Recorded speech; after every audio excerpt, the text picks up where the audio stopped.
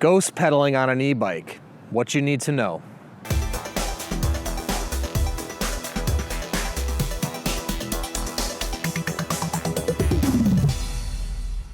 Hey everyone, I'm Dustin. I have nearly 20 years experience in the bike and e-bike industry.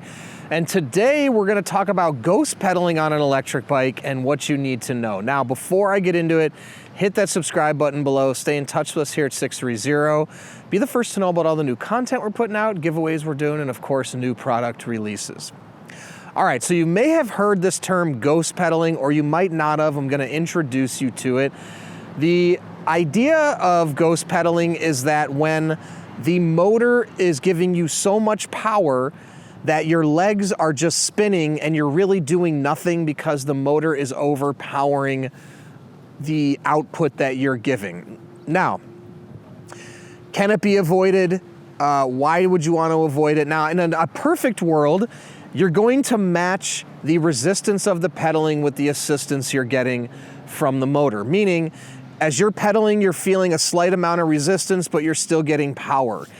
If you are, like I said, over pedaling, but the motor's too powerful, then you're just gonna feel like you're spinning your wheels and pedaling too fast and doing nothing. So in a perfect world, you're matching the cadence of your pedaling to the output of the motor. If you don't, you're gonna have this effect called ghost pedaling.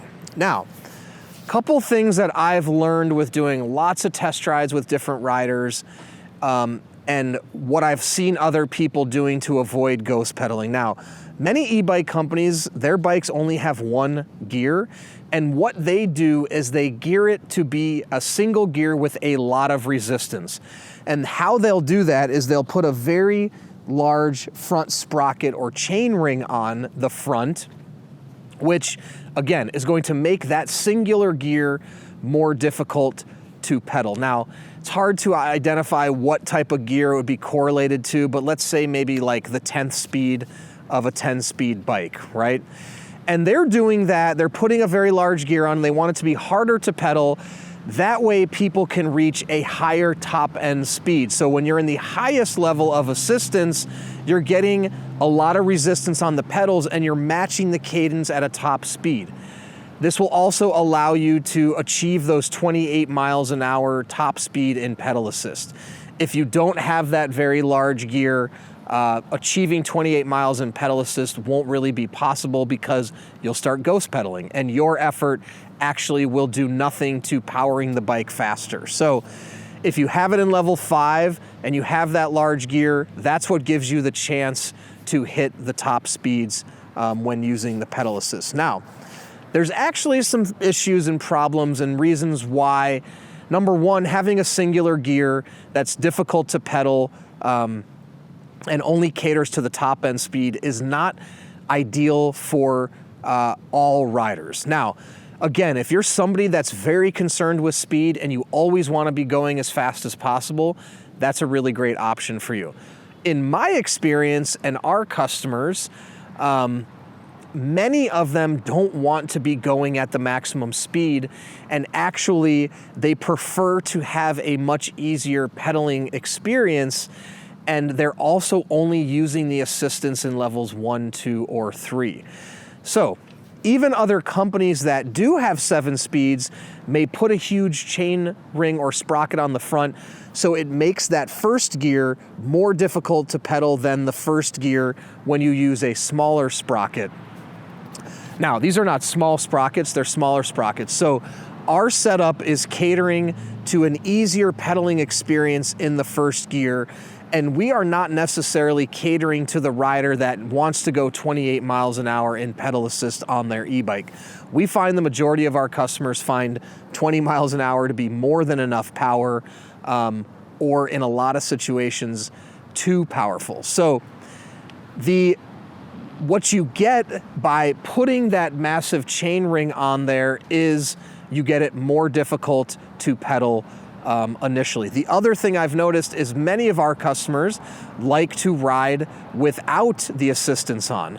And if you want to do that with that large front chain ring, again, it's going to be difficult. And if you watch many of the videos I've done, most of our riders prefer to have it in first gear when they start out because it's nice and easy for them to start pedaling and it makes it safe. If they have a more difficult experience with that first gear, a large chain ring, and it's difficult to pedal, it becomes challenging for them and disheartening. Now, they can of course turn on the pedal assistance, but again, not everybody wants to start their ride using the pedal assistance. So, finding the perfect combination of the sprockets isn't that easily said and done. Yes, you can do something to remedy the ghost pedaling in the higher speeds, but that is not always the answer, and I've found that not all customers want that.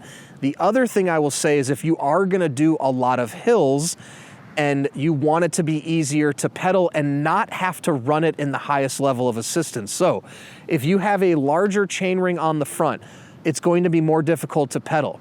Going up a hill, most likely you won't be able to keep it in pedal assistance 1. You'd have to run it in those higher levels of assistance, 3, 4, or most likely 5, especially if you're heavier. Now, with that said, that's fine. The bike will still get you up there. But if you're somebody who wants to leave it in a lower speed, 1, 2, or 3, if you have a gear ratio like we have, or other brands have it as well, you could leave it in level assistance 1 or 2 and leave it in gear 1 or 2, and it'll still be nice and easy to pedal uphill. You won't have to exert yourself, and you're gonna do one key thing, which is you're gonna save your battery for the rest of your ride. So that's an important thing to think about if you're riding a lot of hills with that larger chain ring. If you need to use level assistance 5 to get up hills, you're gonna drain your battery quicker.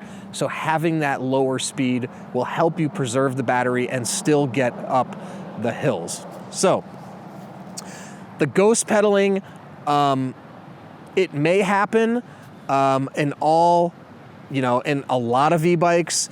And again, it depends on your usage and how much of an annoyance it will be and what your preferences are. If you are somebody that wants to run in a really high top speed a lot of the time, then yes, you want it to be more difficult to pedal in the gears that you have.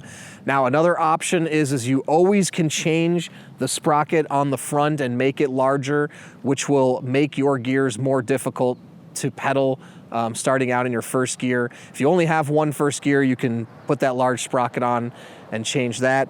Or if you have 7 speeds here, you can put that large sprocket on and then just give you a whole different sort of feel for all the gears that come on your bike.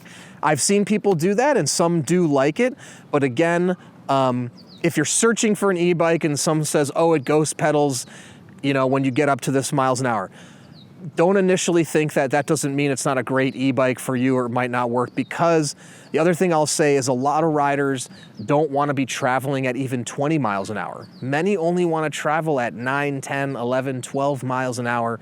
That's their safety and comfort zone. At that point, no need to have a very difficult gear to pedal in because you don't need that type of resistance for the speeds that you will be traveling at. So, if you hear the term ghost pedaling and someone says, oh, I ghost pedal on that, ask more questions, find out why it's happening to them, how much they're riding, so you can understand what's best for you and if the whole ghost pedaling situation is even something that you should be concerned about. So if you have any other more comments or questions on the topic, please post them below or reach out to us, the team at sixthreezero.com, or call us 310-982-2877. Don't forget, both of these e-bikes are linked in the description below if you want to check them out. Also, we offer a 30-day test ride your e-bike policy. If you don't love your e-bike in the first 30 days, send it back, no questions asked, no money out of your pocket. In addition to that, we're going to warranty everything for 1 year. Anything goes wrong in the first year, we'll take care of it, parts and labor. And lastly, join our Facebook group. There's thousands of members in there. You can join the group and talk to existing riders before you make your purchase. That way you can ensure you're making the right choice. Then when you have yours, post in the group, make friends, and then download our app to track your rides and compete on our leaderboard. It's a lot of fun. So thanks for sticking around, and don't forget, it's your journey or experience. Enjoy the ride.